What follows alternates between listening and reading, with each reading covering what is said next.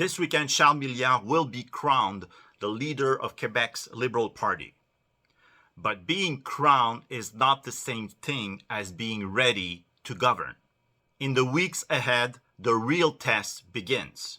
Can he turn this moment into credibility, into a government in waiting, and become a confident, modern Federalist voice in Quebec? In this episode, I break down the 5 political tests that will define Charles Milliard's leadership. If he passes them, he will be Quebec's next premier this fall.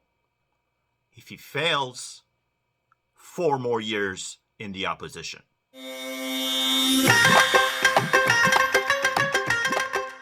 Bonjour Canada, welcome to Distinct, Quebec Politics with an Accent. A podcast where we try to make sense of Quebec politics for a Canadian audience. On February 13th, Charles Milliard becomes officially the leader of the Quebec Liberal Party. After what many Liberals would call the year from hell, internal tensions, leadership collapse, criminal investigation, the party is now ready again to turn to a fresh face. He has to rebuild the party, and he has to do it 8 months out of the most consequential Quebec election in a generation. Charles Milliard has a lot on his plate.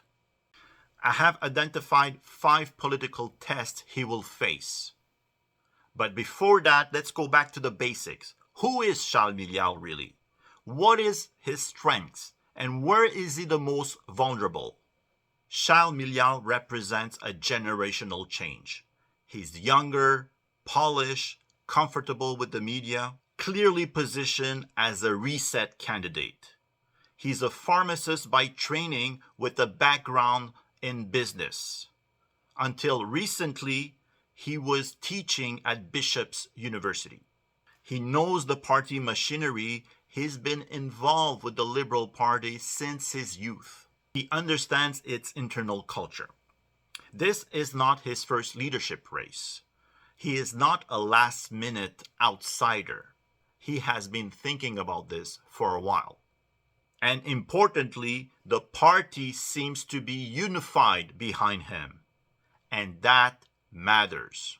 But the weaknesses are real. His youth comes with inexperience. He has never been elected in office. He has never held a cabinet position. So he will go from normal citizen to premier. That's a huge step. He obviously doesn't sit at the National Assembly. That's not a fatal flaw, but it would have been nice for him to confront the new premier before next fall's election. He has no governing record, which could be a good thing, but in this case, we'll put an emphasis on his inexperience. Also, his public notoriety is very limited. He will need to work on that. All that while the electoral clock is ticking. Winning an uncontested leadership is one thing.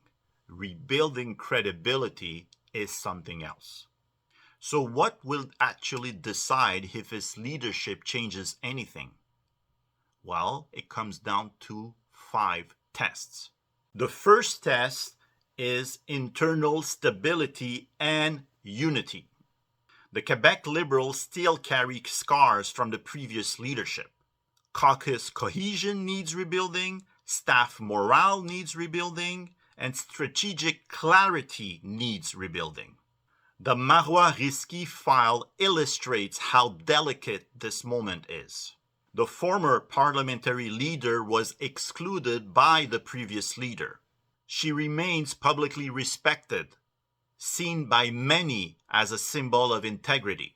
But she also has detractors in the caucus, blaming her partly for the turmoil. She will not run in the next election, and legal proceedings are ongoing. The file risks becoming a recurring distraction. Milliard will have to decide to bring her back or not. There are 2 competing pressures: the public goodwill versus internal cohesion. Milliard's challenge is not about one individual. It's about turning the page without reopening old wounds. If internal instability dominates headlines, renewal becomes impossible. The second test is ethical credibility. The Liberal brand has been damaged. Fairly or unfairly, the perception persists.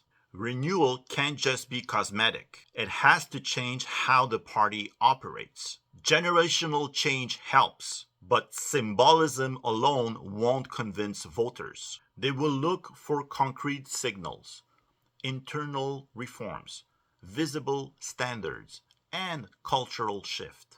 If Milliard is seen as continuity dressed up as change, the reset will fail.